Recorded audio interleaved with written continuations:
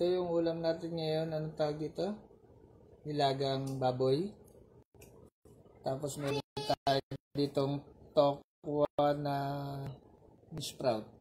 Tapos, siyempre, ating daing na bangus. Alright.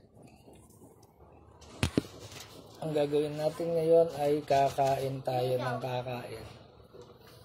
Unahin natin itong bean sprout. Masarap to. Ayan. Tikman natin yung bean sprout nila. Ito yung ano namin dito sa aming subdivision. Yung ino-orderan din namin.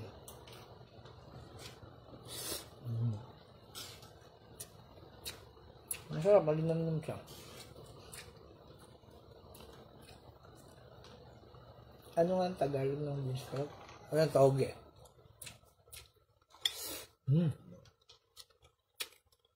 Masarap na ito, kahit tawag lang masarap na.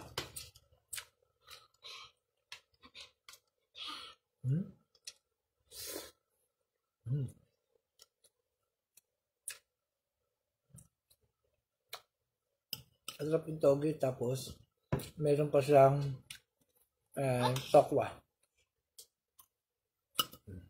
Dami siyang tokwa, toge.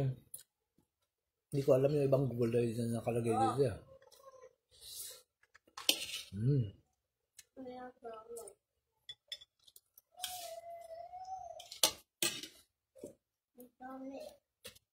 Siyempre yung nilaga naman natin. Tignan natin. Siyempre gulay agad. Favorite. Parang spare ribs yata ito ah. No? Spare ribs.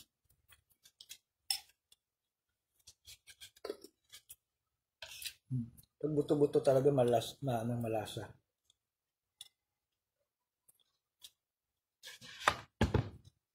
Tignan natin. Yun yung laman. Nag-iwalay agad oh. Harap. Hindi kasi ako papatis eh.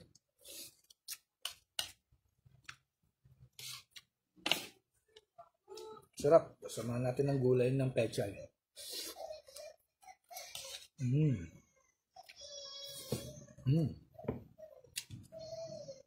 Siyempre hindi mawawala ang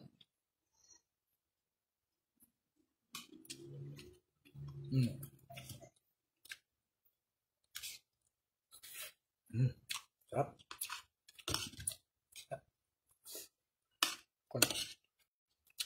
Kahit walang suka.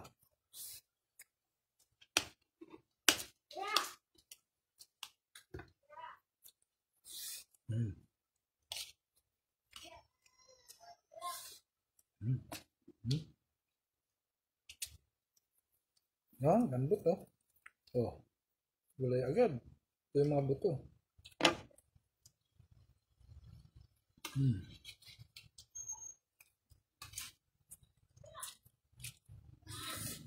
Sarap.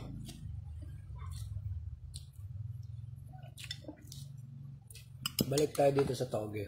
Kakaiba to eh.